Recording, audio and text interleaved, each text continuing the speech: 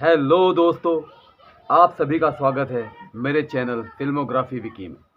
आज मैं आपके सामने एक ऐसी अभिनेत्री की कहानी लेकर आया हूं कि जिसको बॉलीवुड ने भुला दिया। दोस्तों, मैं जिस अभिनेत्री के बारे में आज आपसे बात करने के लिए आया हूं उनका नाम है ईवा ग्रोवर। उनका असल नाम है करीना ग्रोवर और इनका जन्म मुंबई महाराष्ट्र में हुआ था।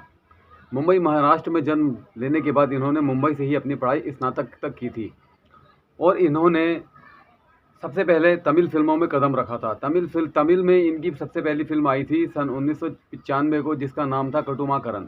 उसके बाद इन्होंने हिंदी फ़िल्म में काम किया। हिंदी फ़िल्म में इन्होंने पहली फ़िल्म जाहो परदेस था इनकी फ़िल्म का नाम, जो 1996 में रिलीज़ हुई थी। उसके बाद इन्होंने मराठी फ़िल्म में काम किया जिसका नाम था काई झोला, जो 2001 में रिलीज़ हुई थी। इसके बाद इन्होंने कई सारी फ़िल्मों में, कई सारे शोज़ में काम किया। हिंदी में इन्होंने टीवी शो किया जिसका नाम था रिश्ता द स्टोरी, और ये बहुत ही मशहूर शो था इनका। मराठी में भी इन्होंने शो किया था जिसका नाम था अग्निहोत्री, और इन्होंने शादी की थी आमिर खान के सौतेले भाई हैदर अली खान से, जिस शादी से इनका एक बेटी हुई थी जिसका नाम निष्ठा खान है। उसके बाद इनकी शादी टूट गई थी, तलाक हो गया था दोनों का। फिर इन्होंने सलमान खान की फ़िल्म रेडी में भी काम किया था, जो एक मशहूर फ़िल्म है, ब्लॉकबस्टर फ़िल्म है हिंदी की, उसमें इन्होंने काम किया था। तो उसके बाद जब इनकी तलाक हो गई थी अपने पति से, तो ईवा ग्रोवर ऐसा लगा जैसे कहीं पर खो गई होंगी। किसी ने उनको तलाश करने की कोशिश नहीं की। लेकिन इनकी तलाक के बाद इनकी ज़िंदगी में एक बहुत ही ख़तरनाक मोड़ आया था। उस मोड़ का नाम था दूसरी शादी। बहुत कम लोगों को इनकी दूसरी शादी के बारे में पता है, क्योंकि इन्होंने किसी को कोई अपडेट दिया ही नहीं। पति से तलाक होने के बाद इनका एक दूसरे आदमी से अफेयर हो गया था, जो कि एक गुमनाम इंसान था। उसका फ़िल्मों से कोई कॉन्ट्रैक्ट नहीं था। सिर्फ़ उसने इनकी थोड़ी-सी मदद की थी। बुरे वक़्त में इनको थोड़ा-सा सहारा दिया था उस वक़्त ईवा ग्रोवर को। तो ईवा ग्रोवर को उनसे एक मोहब्बत हो गई थी, एक लगाव हो गया था, और इन्होंने उससे शादी कर ली। लेकिन ईवा ग्रोवर को ये बात पता नहीं थी कि ये आदमी इनके लिए कितना बड़ा ज़हर है। वो आदमी इतना ख़तरनाक था कि उसने उनसे अपना बहुत ज़्यादा प्यार जताया। प्यार जताने के बाद शादी भी की और उसको छुपा कर रखा। ईवा ग्रोवर एक पैसे वाली हस्ती है, दुनिया जानती है, और उस आदमी ने इनके पैसे का फ़ायदा उठाया और वो पैसा सारा का सारा अपने पास रखता चला गया। यहाँ तक कि ये हालात हो गए कि अभी कुछ दिनों पहले आपने देखा होगा, ईवा ग्रोवर ने एक वीडियो पोस्ट किया था। आप उनकी इस वाली शक्ल को मिला लो और पुरानी वाली शक्ल को मिला लो, आपको पता चल जाएगा कि उनके ऊपर क्या गुज़र रही है। लेकिन ईवा ग्रोवर अपने दिल के हाथों मजबूर हो गई। वो उस आदमी से इतना प्यार करती रहीं, इतना प्यार करने लगी कि उन्होंने उसकी हर बात को माना। यहाँ तक कि बॉलीवुड को भी छोड़ दिया। और बॉलीवुड की दुनिया तो ऐसी है कि जब तक आदमी चमकता रहता है तब तक उसे पूछती है, और जब आदमी ढलान पे आ जाता है, यानी कि सूरज डूबने लगता है, तो बॉलीवुड वाले भी उसका साथ छोड़ देते हैं। वही इनके साथ हुआ। लेकिन इसमें गलती बॉलीवुड की भी नहीं है, इसमें गलती ईवा ग्रोवर की अपनी भी गलती है कि भाई अगर प्यार भी करना था तो कम से कम सोच समझ के करना था। आप पढ़ी लिखी थी, समझदार थी, होशियार थी, फिर एक आदमी के चंगुल में कैसे फंस गई।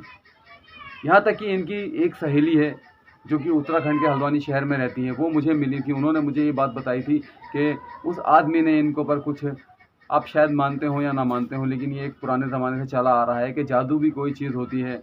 कुछ जादू वगैरह करवा दिया है, काला जादू, जिसकी वजह से वो इसकी हर बात को मानती हैं।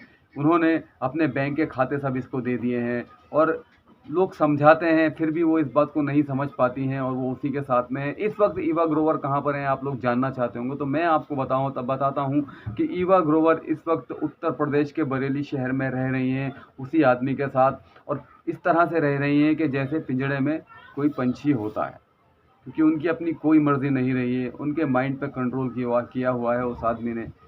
और ये शायद एक दलदल जैसा है कि इसमें से निकलना ज़रा थोड़ा-सा मुश्किल है, लेकिन अगर ईवा ग्रोवर करेंगी कोशिश तो शायद निकल पाएँ। और ये एक बहुत ही ख़तरनाक माहौल है, और ऐसे माहौल से उनको निकलना चाहिए। एक सफल अभिनेत्री हैं, एक अच्छी अदाकारा हैं, अगर आज भी चाहें तो बॉलीवुड में उनका स्वागत है। तो मैं तो यही चाहूँगा कि वो अपनी ज़िंदगी से निकलें बाहर और एक अच्छी ज़िंदगी की तरफ कदम बढ़ाएँ। ये तो सब धोखा है कि जिस तरीके से उनको फंसाया गया है, जाल में रखा गया है, कहाँ पर हैं।